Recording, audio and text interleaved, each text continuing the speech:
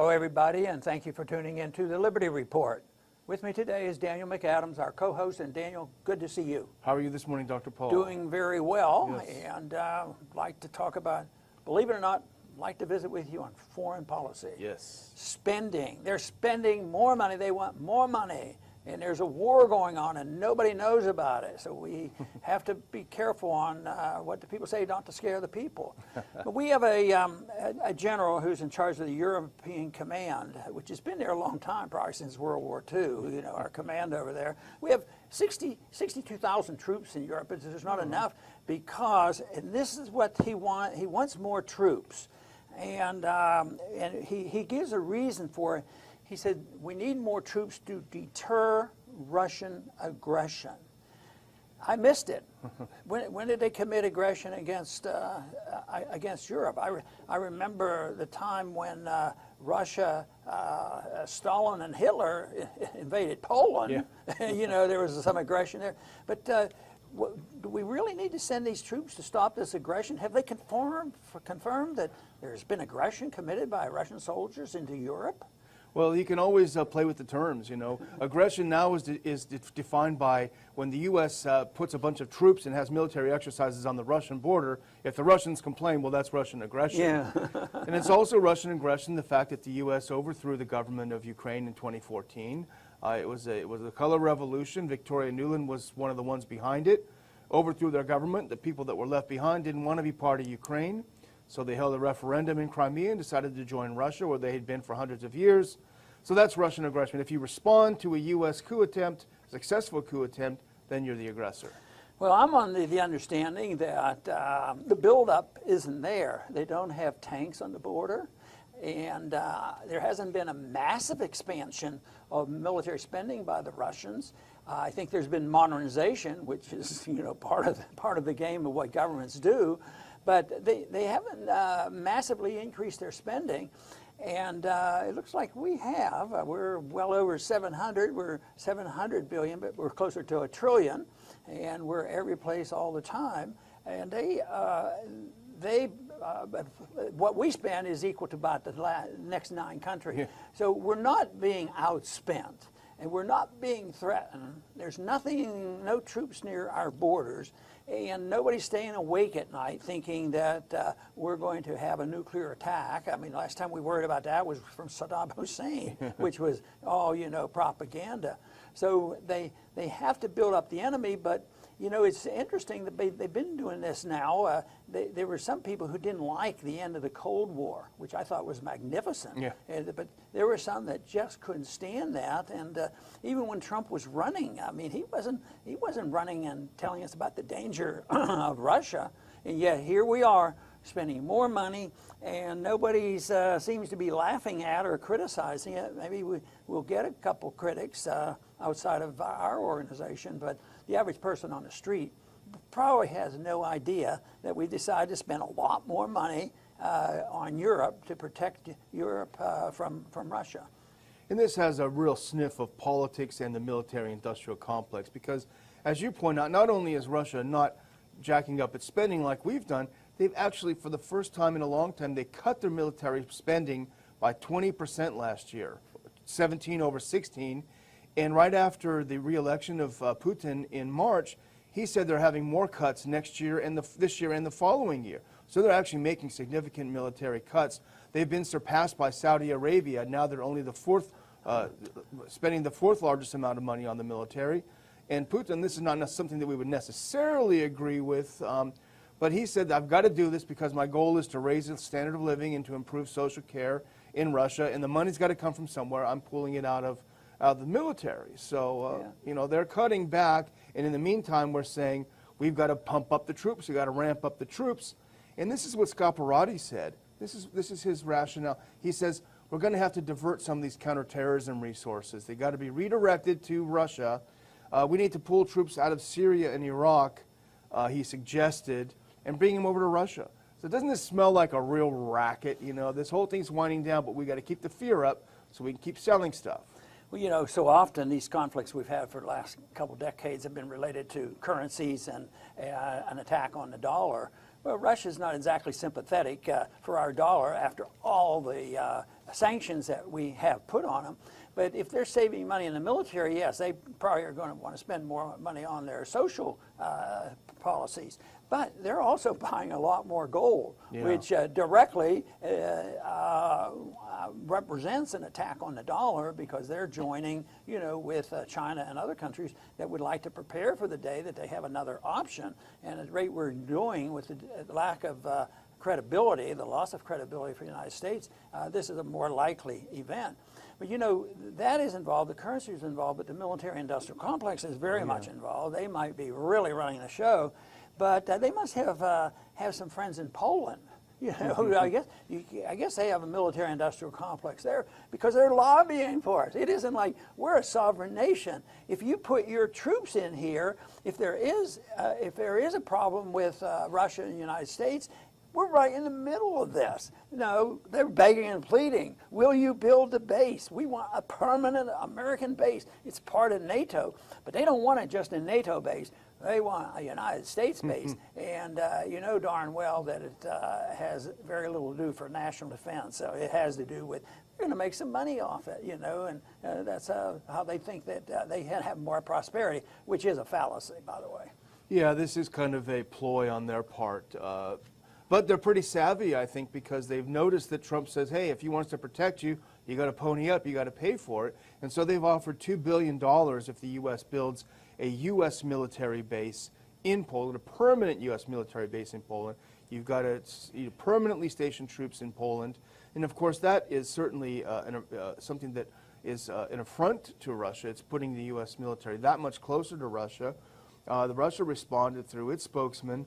When we see the gradual expansion of NATO military structures towards our borders, this, of course, in no way creates security and stability in the continent, they've complained. So they don't want to have a base right next door to them. Why would they? Somebody who's going to make some money on it. They have a thing called the European Deterrence Initiative, and that's the process of just sending more money over there, separate from NATO, of what we are already spending. And their goal there is to pump in $4.6 billion, and I think the DoD budget has some money in there, and they're waiting on to find out what the National Defense Strategy will say, because I think there's a report coming out there, and they're hoping that it will, put emphasis on this, because that's sort of like a Bible. If they put it in there and say you need to do it, this will be their excuse to go ahead and do it. But I think the people who benefit, the weapons manufacturers know exactly what's going on in Washington. We've seen them there. You always point out that you live near them or rode past their neighborhood. Oh, yeah.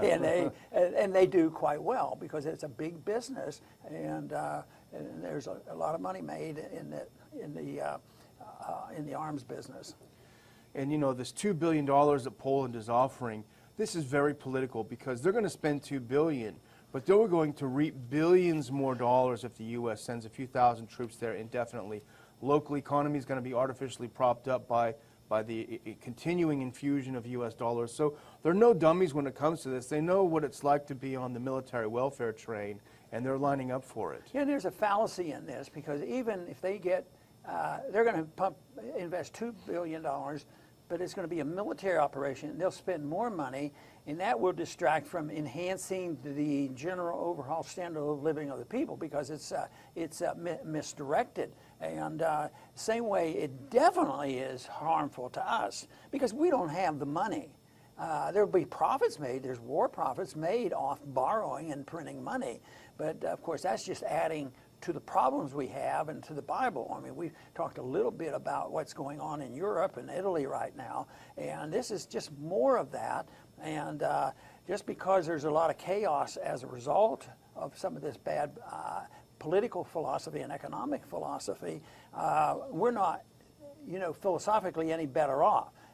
And we have these problems too. It's going to hit here. It's not only going to be Italy. That's what I've been concerned about, is look at Italy and what's going to happen. Look at how disgruntled they are with the European Union and the Euro. And look at, how even the British, had enough nerve to get out of the Euro. So here we have the Italians doing this, but the Spanish and Greece and these other countries, it can cascade, and then we're going to have Europe may be the real problem. They ought to be thinking about it, and maybe they are, because they want these anti-terrorist groups. Oh yeah, well maybe they're right. Maybe we will have it, but they'll never stop and say, well, maybe what we're dealing with is the consequence of our foreign policy in the Middle East.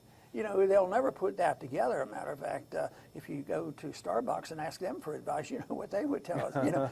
If everything is for free, whatever you want. Yeah, exactly. Well, Defense News, the publication, reported that last week the U.S. notified Germany that it's sending a massive shipment of military equipment to Europe. So the military-industrial complex is thrilled with this. This is in case of war on the continent, as if we're on the verge. So they're sending 3,300 troops and 2,500 pieces of military equipment additionally to Europe. 87 Abrams tanks, 140 Bradley fighting vehicles, 18 Paladin howitzers, 395 other tracked vehicles. I was reading this list and thinking, am I back in 1944? We are refighting World War II in Europe. It is just absolutely insane. Yeah. No, it is. They're always fighting in the last war, but that's not their goal to be consistent or anything. It looks like anything where we can spend the money and make a profit. I mean, it is very immoral. It has nothing to do with national defense. And one of the most disgusting things with our foreign policy is the trap they put us all into, that if you say anything about sending these troops abroad or spending the money on it, that don't you know, Memorial Day, I mean, they're our heroes. They protect our Constitution, and they protect our way of living and our freedom. How in the world they do it? And I have a little bit of leverage to say that because I was in the military for 5 years. I wasn't protecting the Constitution. Fortunately, I didn't have to do any nasty things. But when you go over there and get involved in war, yes, they're closer to being victims than anything else. I mean, I feel really sorry for them because they actually are taught to believe that they're protecting our Constitution, then incessant, in praising them. They whatever they need and do, they're protecting our liberties and our Constitution. Undeclared war. And how do we get freer? Oh, with the Patriot Act. That's keeping us free. Yeah. And SAA, they make us free. So it's so much hypocrisy. It's just a shame that we can't wake more people up.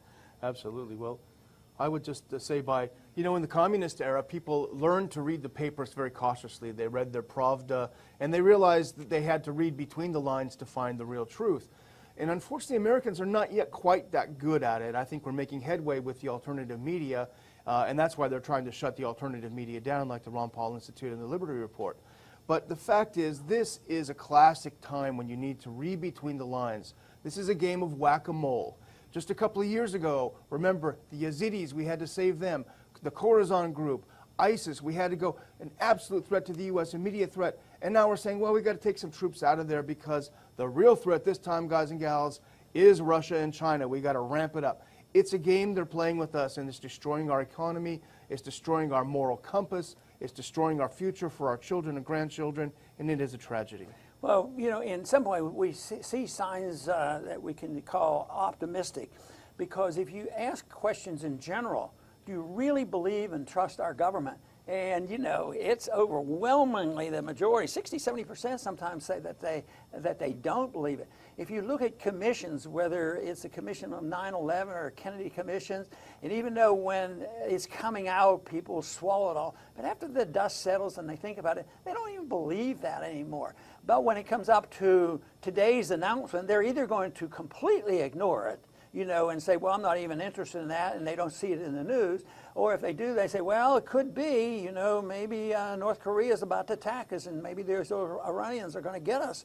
So they buy into the immediacy of it.